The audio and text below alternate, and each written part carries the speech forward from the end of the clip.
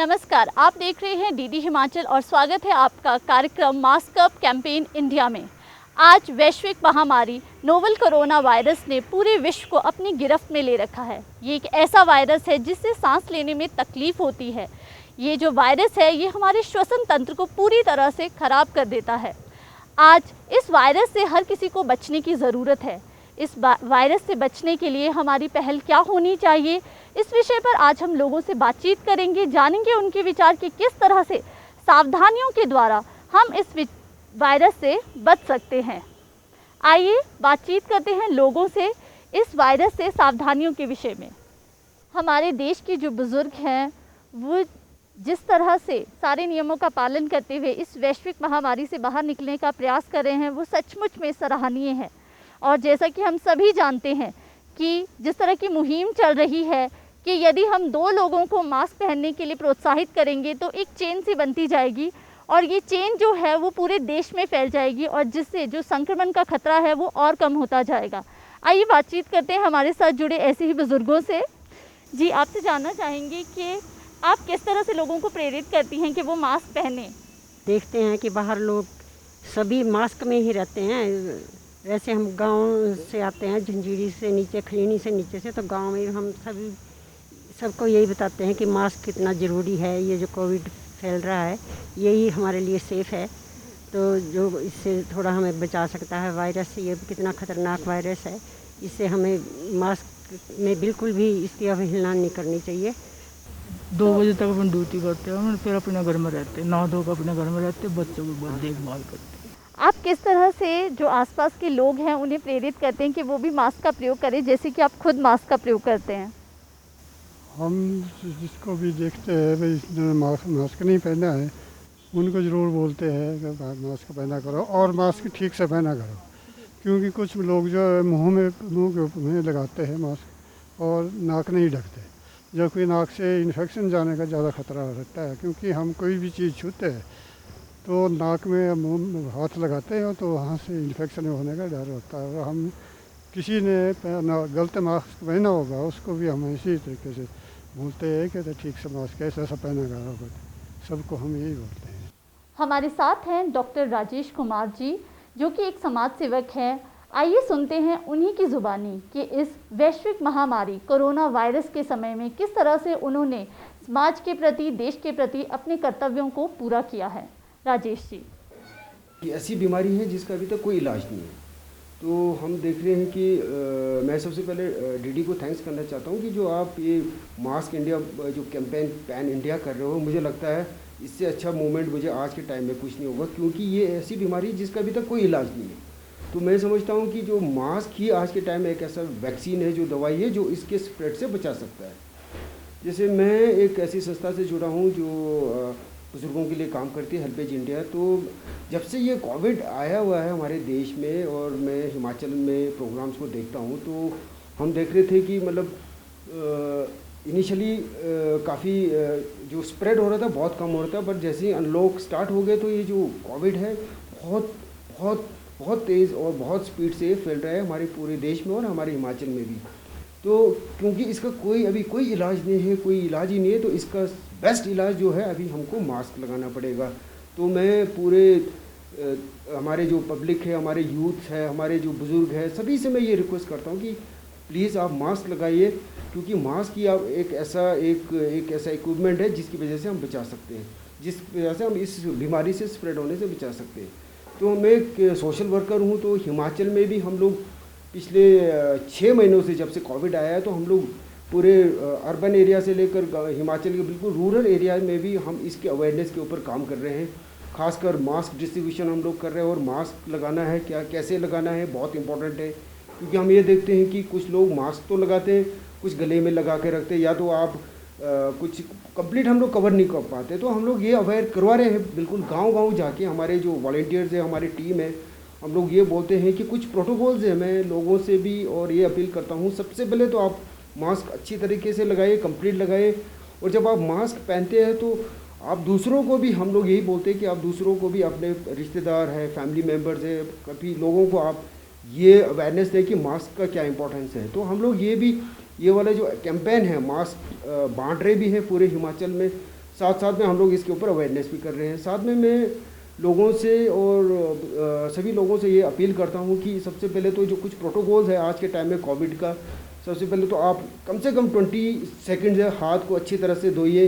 एक social distancing और physical distancing की बात करते हैं तो मिनिमम 6 फीट के डिस्टेंस में आप मास्क लगा के किसी के साथ बात कर सकते हैं।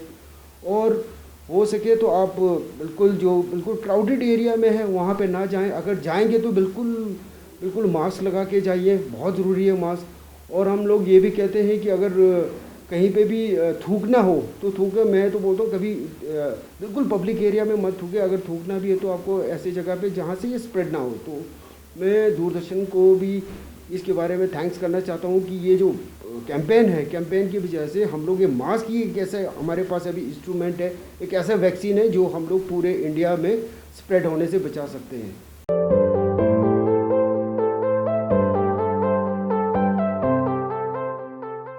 इस समय मैं खड़ी हूँ हमारे बुजुर्गों के साथ, जो इस वैश्विक महामारी कोरोना वायरस के समय में भी सभी नियमों का पालन करते हुए अपने जीवन को उसी स्फूर्ति, उस तन्मयता के साथ जी रहे हैं जैसे कि वो हमेशा जीते थे। आइए बातचीत करते हैं। हमारे साथ एक ऐसे ही वरिष्ठ नागरिक है। जी, सबसे पहले आपका नाम जानना चाहेंगे। SD शर्मा। जी, कैसा लग रहा है आपको इस समय में, जबकि एक वैश्विक महामारी जो कोरोना वायरस है, आपको मास्क का उपयोग करना पड़ता है, तो क्या कभी इससे घुटन होती है, किसी तरह की कोई बुरी भावना आती है मन में? नहीं, कि कोई भी किसी तरह की बुरी भावना नहीं है। इससे हमारा जीवन जो है सेफ रहेगा, क्योंकि कोई वायरस जो आज जैसे आजकल शिमला में है, पीला पोलन चलता है, धूल है, मिट्टी है, कोई भी किसी तरह का वायरस है, उससे हमारे सांस में जाने से बचाव रहता है, जिससे हम अपने आप को स्वस्थ रख सकते हैं। रोज़ आते हैं सेंटर में, यहाँ से फिर अपने बहुत अच्छा लगता है। यहाँ जितने भी स्टाफ वाले बहुत कोऑपरेट करते हैं, दवाइयाँ लेते हैं। बाकी हमारे साथ के जो होते हैं, उठते बैठते बातचीत अपने सही चलती रहती है। कोई अभी तक कोई इस तरह का कोई भय नहीं है। हम ठीक है, स्वस्थ रहे। चलो अपने कोशिश कर रहे हैं कि भी जितनी हमारा बचाव रहेगा उतने ही ठीक रहेगी, अपने सेहत ठीक रहेगी। मास्क अप इंडिया कैंपेन में आज हमारे साथ हैं विशेषज्ञ डॉक्टर BD शर्मा जी, जो कि हेल्पेज इंडिया के लिए कार्य कर रहे हैं। ये एक अंतर्राष्ट्रीय संस्था है जो कि बुज़ुर्ग लोगों के लिए कार्य करती है। आपको ये भी बताना चाहेंगे कि डॉक्टर BD शर्मा स्वयं 80 वर्षीय हैं और आज भी उनमें लोगों के प्रति, जो उनके पेशेंट हैं, उनके लिए जो सेवा भाव का जज्बा है वो वैसा ही है जैसे कि कुछ सालों पहले था। आइए उनसे बातचीत करते हैं। आपका स्वागत है। सबसे पहले, जैसा कि हम बात कर रहे हैं नोवेल कोरोना वायरस, उसके बारे में डॉक्टर साहब आपसे जानना चाहेंगे कि आखिर ये संक्रमण है क्या? ये एक वायरल डिजीज़ है जो इस वक्त सारे विश्व में महामारी का रूप ले चुकी है। तो ये एक्चुअली ह्यूमन टू ह्यूमन ही ट्रांसमिशन होती है, एक आदमी से दूसरे आदमी को, और ये ड्रॉपलेट इन्फेक्शन है। जैसे कोई आदमी जिसके जो संक्रामित है, जिसके गले में या लंग्स में वायरस है, अगर वो छींकता है या खांसी करता है तो जो वायरस है वो उसमें से छींक द्वारा या सिक्रीशन द्वारा हवा में फैलती है और दूसरा आदमी जो भी नज़दीक बैठा है उसको हो सकती है, या जहाँ पर एक कुर्सी, मेज या दरवाजा कुछ भी है वहाँ पर भी ये वायरस जाके स्टे करती है, कुछ घंटे वहाँ रहती है।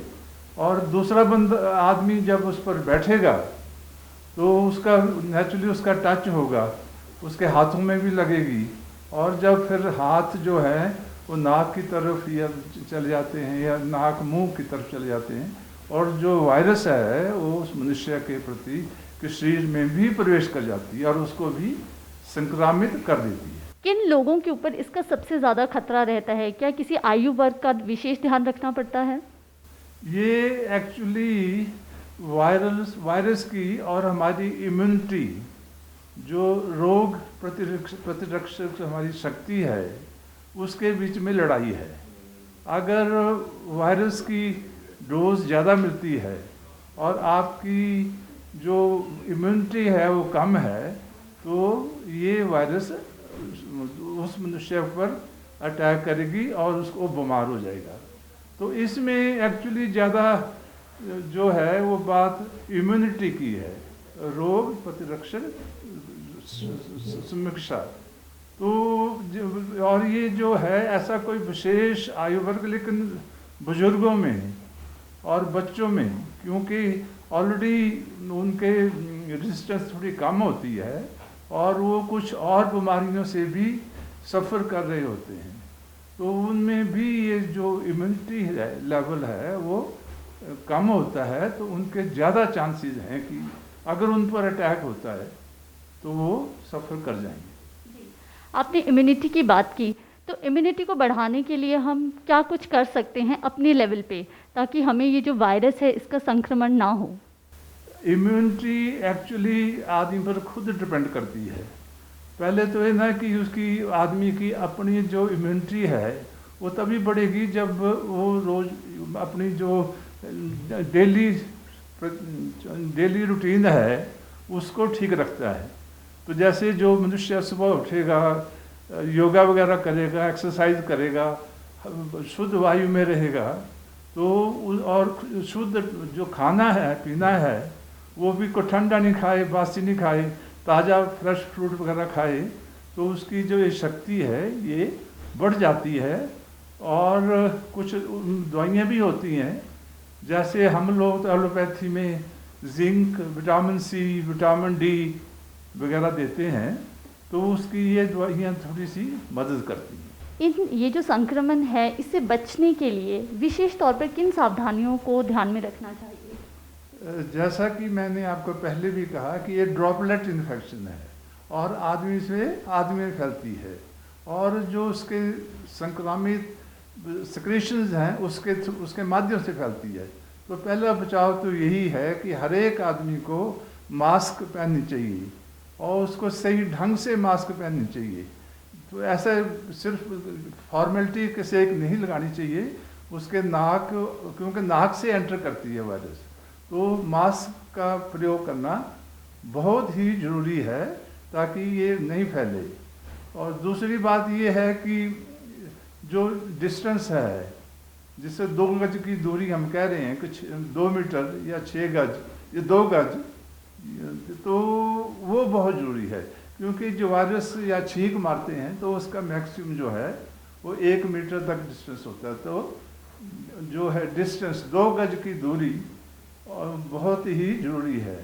तीसरा है कि क्योंकि ये बीमारी टच द्वारा भी फैलती है, तो फ्रीक्वेंट हैंड वॉशिंग, बार बार हाथ धोना, या अगर नहीं है तो सैनिटाइज़र का प्रयोग करना, ताकि अगर कोई वायरस अदृश्य रूप से टच में आ भी जाती है तो वो वॉश आउट हो जाए, तो आदमी के नाक कान तक नहीं पहुँचे। तो फ्रीक्वेंट जो हैंड वॉशिंग है वो बहुत ही ज़रूरी है, और सबको चाहिए कि बार बार जो नाक या मुंह छूने की आदत है उसे थोड़ा परहेज रखें। क्या कोई विशेष तरह के जो मास्क है वही कारगर होते हैं, या फिर आम तौर पर जो घर पर हम मास्क बनाते हैं वो भी कारगर साबित हो सकते हैं? Actually different types of mask आजकल अवेलेबल हैं। कुछ की मार्केटिंग भी बहुत चली हुई है, तो हायर कॉस्ट पर लोग बेच रहे हैं, और एक सोसाइटी में एक रॉन्ग आइडिया भी जा रहा है कि जो महंगी मास्कें हैं वो ज़्यादा अच्छी होती हैं। परंतु जो हमारी अध्ययन हुआ तो हमने पाया कि उनका जो जैसे N95 मास्क है, इतना कोई विशेष फ़ायदा उसका नहीं है। तो अब जो गवर्नमेंट ऑफ इंडिया भी रिकमेंड कर रही है वो 3 लेयर्ड मास्क है, तो उसमें 3 लेयर्स होती हैं साधारण कपड़े की, जो कि हर एक आदमी तक पहुंच सकती है। महंगी मास्क तो सिर्फ बहुत ही रिच लोग लेंगे और उनकी एक्चुअली आवश्यकता भी नहीं है।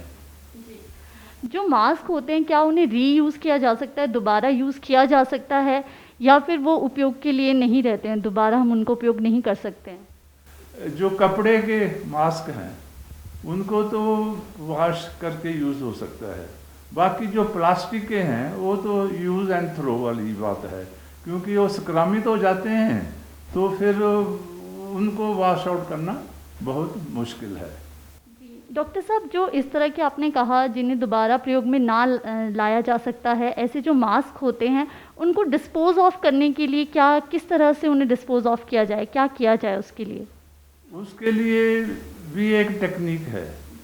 टेक्निक ये है कि पहले मास्क, क्योंकि मास्क भी संक्रामित होती है, तो उसको पहले किनारे से पकड़ के दोनों अपने दोनों किनारों पर उसको सावधानी के साथ किसी स्पेशल डब्बे में या बॉक्स में इकट्ठी करें, और जब ऐसे कोई जो हमारी आते हैं डिस्पोजल, स्पेशल डिस्पोजल होगा इसका, साधारण कूड़े करकट के साथ इसका डिस्पोजल नहीं होगा। डॉक्टर साहब, आपसे ये जानना चाहेंगे कि जैसे वर्किंग प्लेस होते हैं उसमें ज़्यादा से ज़्यादा कितने समय तक हम जो मास्क हैं उसका प्रयोग कर सकते हैं? वर्किंग प्लेस में भी मास्क तो हमेशा ही लगाना है, और उसके बगैर तो बिल्कुल कोई गुजारा है नहीं।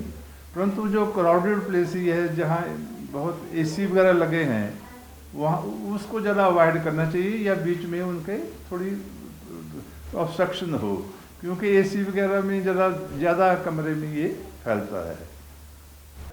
हमारे साथ हैं एक युवा, आइए इनसे जानते हैं कि एक युवा होने के नाते इनका अपने समाज और देश के प्रति क्या कर्तव्य है इस वैश्विक महामारी के दौरान, और इन्होंने देश के लिए क्या किया है। मैं रवीश हूँ और मैं हेल्पेज इंडिया के साथ पिछले कई वर्षों से एसोसिएटेड हूँ। और इससे पहले जो मैं आपको बताना चाहूँगा कि मैं एक ऐसा कार्य कर रहा था कि मुझे हेल्पेज ने काम सौंपा था कि मुझे स्कूल्स में जाकर बच्चों को मोटिवेट करना है कि उनको बुज़ुर्गों की रिस्पेक्ट करनी चाहिए, उनकी केयर करनी चाहिए। तो मैं आपको बताना चाहूँगा कि हम लोगों को, हम युवाओं को ख़ास तौर पे मास्क पहनने चाहिए। मैं आए दिन देखता हूँ, जैसे मेरी ट्रैवलिंग जॉब रहती है, कभी मैं माल रोड पे घूम रहा होता हूँ, रिज पे घूम रहा होता हूँ, या कभी सोलन की तरफ जाता हूँ। आज युवा जो हैं वो बहुत लाइटली ले रहे हैं इस चीज़ को, और वो कहते हैं कि बस अब तो अति आ गई और हम लोग मास्क नहीं पहनेंगे। लेकिन उन लोगों को, उन सभी युवाओं से मेरी गुजारिश रहेगी कि हम लोगों को मास्क पहनने चाहिए, क्योंकि आपके थ्रू ये बीमारी आपके बुज़ुर्गों तक पहुंच सकती है। तो ये मेरी सभी युवाओं से रिक्वेस्ट है कि प्लीज़ आप अपने बुज़ुर्गों का ध्यान रखें, और आप मास्क लगाएंगे उससे बहुत फ़ायदा मिल सकता है। आपके थ्रू ये बीमारी आपके बुज़ुर्गों में ट्रांसफ़र हो सकती है, तो मास्क पहनिए। जी, जैसा कि आजकल कैंपेन चल रहा है मास्क अप इंडिया कैंपेन, तो उसके तहत आपने क्या किया है, किस तरह से लोगों तक मास्क पहुंचाए हैं? हाँ, मैं आपको बताना चाहूँगा मैम कि ये कोविड के दौरान हमने बहुत सारे जगह लोगों को सर्वाइवल किट बांटा, लाइक हमने राशन उनको बांटा, साथ ही साथ हमने बहुत सारी जगह उन लोगों को मास्क भी बांटे। तो इस तरह से हेल्पेज इंडिया ने अपने लेवल पे बहुत सारे लोगों को, तकरीबन 6000 लोगों को राशन किट के साथ साथ सभी को मास्क भी हमने बांटे। साथ ही साथ हमारी मोबाइल मेडिकल यूनिट्स काफ़ी जगह काम कर रही हैं हिमाचल में, उसके माध्यम से भी हमने जितने भी लोग हमारी मोबाइल मेडिकल किट का फ़ायदा ले रहे हैं, वो हमारी मोबाइल मेडिकल यूनिट्स जो हैं वहाँ पर भी हमने उन बुज़ुर्गों को या सभी लोगों को हमने मास्क वहाँ पर बांटे। जी, जैसे कि रवीश जी, आजकल हम सुन रहे हैं कि जो हमारा कैंपेन जिस तरह से चल रहा है कि 2 लोगों को अगर आप जागरूक करते हैं कि वो मास्क पहने, तो आगे 2 लोग और उससे जागरूक होते हैं। तो इस चेन को बढ़ाने के लिए एज अ यूथ आप क्या कर रहे हैं? बस मैम, मैं सारे की सारे यूथ से यही रिक्वेस्ट करूंगा कि प्लीज़ आप, चैरिटी बिगिंस फ्रॉम होम, आप खुद मास्क पहनिए और अपने साथ जितने भी लोग हैं आपके संपर्क में आते हैं उनको भी मोटिवेट करिए कि सभी मास्क पहने।